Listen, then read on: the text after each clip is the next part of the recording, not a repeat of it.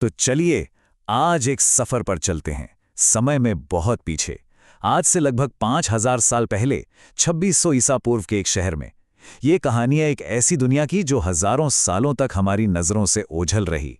एक ऐसी सभ्यता जो अपने समय से कहीं कहीं आगे थी। सोचिए, सदियों तक इस शानदार सिविलाइजेशन के बारे में दुनिया को कुछ भी नहीं पता था।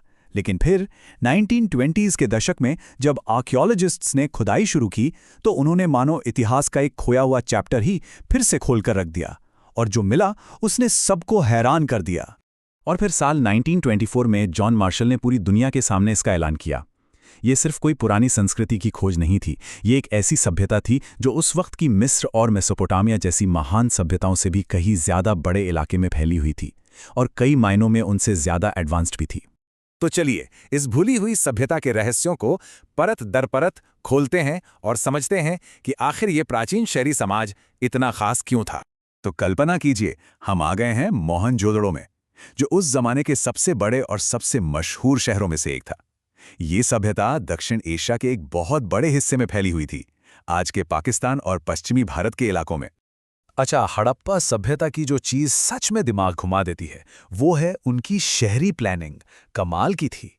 उनके शहर सिर्फ बस्तियां नहीं थे, बल्कि उस जमाने के इंजीनियरिंग के बेहतरीन नमूने थे। और उनकी पूरी प्लानिंग का जो आधार था वो था ग्रिड सिस्टम। ये उनके समाज की जो एक व्यवस्थित सोच थी ना, उसका एकदम साफ सबूत है।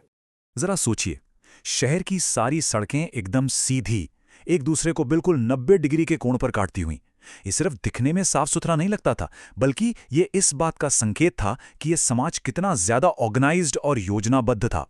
अब जरा ये तुलना देखिए। एक तरफ हड़प्पा के लोग आग में पकाई गई मजबूत ईंटों का इस्तेमाल कर रहे थे जो हजारों साल तक टिक गईं। वहीं दूसरी तरफ उसी समय मिस्र के लोग कच्ची मिट्टी की ईंटें इस्तेमाल कर रहे थे।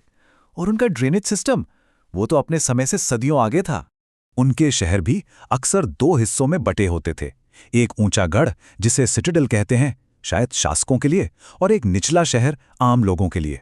यहाँ विशाल स्नानागार थे, बड़े बड़े अन्य भंडार थे, और सोचिए, लगभग हर घर में अपना कुआं और बाथरूम था। ये सब एक ऐसे समाज की तरफ इशारा करता है जो सफाई और संगठन को बहुत ज्यादा महत्व देता था। तो शहर की बनावट तो हमने देख ली, लेकिन इन शहरों में लोग कैसे रहते थे? चलिए अब उन लोगों की बात करते हैं। उनकी बनाई हुई चीजें हमें उनके जीवन, उनके हुनर और उनके व्यापार के बारे में बहुत कुछ बताती हैं। जरा इस लिस्ट को देखिए। उनके शहर असल में ट्रेडिंग के बड़े हब थे।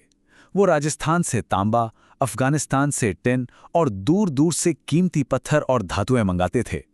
ये एक विशाल और बहुत ही सुस्थापित व्यापार नेटवर्क का पक्का सबूत है। उनकी सबसे मशहूर कलाकृतियों में से एक हैं ये मोहरें या सील्स, जिन पर जानवरों की शानदार नक्काशी होती थी।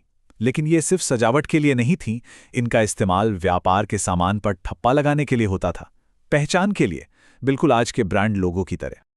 और आप सुनिए एक हैरान करने वाली बात, ये इतना एडवांस्ड समाज था लेकिन बिना पैसों के चलता था। जी हां, सब कुछ वस्तु विनिमय यानी कि बार्टर सिस्टम पर आधारित था, जहां चीजों का सीधे सीधे आदान प्रदान होता था।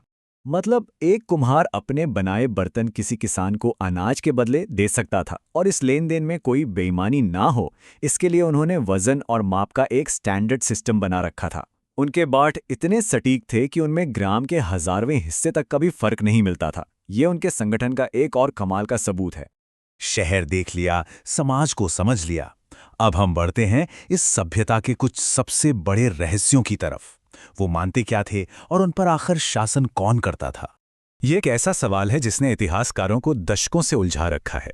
देखिए, उनकी एक लिपि तो थी, पर उसे आज तक कोई पढ़ नहीं पाया है। और क्योंकि हमें कोई बड़े बड़े महल या मंदिर नहीं मिले, तो यह अंदाजा लगाना बहुत मुश्किल है कि सत्ता आखिर किसके हाथ में थी। इसको लेकर कई थ्योरीज हैं। क्या ऐसा हो सकता है कि वहां कोई एक राजा था ही नहीं और सब बराबर थे? या फिर शायद अमीर व्यापारियों की कोई कमिटी शासन करती थी? सच तो यह है कि बिना ठोस सबूतों के हम सिर्फ अनुमान ही लगा सकते हैं। धर्म की बात करें तो सबूत इस ओर इशारा करते हैं कि वो प्रकृति की पूजा करते थे। हमें मिट्टी की बहुत सारी मूर्तियां मिली हैं जो शायद एकमात्र देवी या धरती माँ की पूजा का संकेत देती है, जो कि उर्वरता का प्रतीक है। और ये है पशुपति मोहर, सबसे दिलचस्प खोजों में से एक। इसमें एक देवता योग की मुद्रा में बैठे हैं और जानवरों से घिरे हुए हैं। कई स्कॉलर्स मानते हैं कि यह हिंदू देवता शिव का ही एक शुरुआती रूप हो सकता है। ये हमें उनकी धार्मिक मान्यताओं की एक छोटी सी झलक देता है। और अब हम आते हैं उस सबसे बड़े रहस्य पर। ये महान सभ्यता आखिर गायब कैसे हो गई? इसका अंत कैसे हुआ?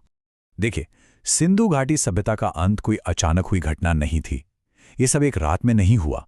1800 ईसा पूर्व के आसपास पतन की एक धीमी प्रक्रिया शुरू हुई जो सदियों तक चली, जिसके बाद लोग धीरे धीरे इन शहरों को छोड़कर चले गए। तो आखिर हुआ क्या था? इसके पीछे कई थेरीज हैं। क्या कोई विदेशी हमला हुआ? शायद, लेकिन बड़े पैमाने पर लड़ाई के सबूत बहुत कम मिले हैं। प्राकृतिक आपदाएं जैसे भूकंप या विनाशकारी बाढ़, ये भी एक बड़ी वजह हो सकती है। या फिर शायद क्लाइमेट चेंज ने सब कुछ बदल दिया, नदियां सूख गईं और खेती बर्बाद हो गई। सबसे ज्यादा संभावना इसी बात की है कि इसके पीछे कोई एक कारण नहीं था, बल्कि इन सभी वजहों का एक मिला-जुला असर था। एक के बाद एक मुश्किलों ने इस महान सभ्यता को धीरे धीरे कमजोर कर दिया और आखिरकार ये इतिहास में कहीं खो गई। और इसीलिए आज भी लगभग 5000 साल बाद सिंधु घाटी सभ्यता के कई रहस्य रेत के नीचे दबे हुए हैं, जो खोजे जाने का इंतजार कर रहे हैं। और क्या-क्या खोज सकते हैं, कौन जाने? अगला बड़ा सुराग शायद हमें और आपको ही मिल जाए।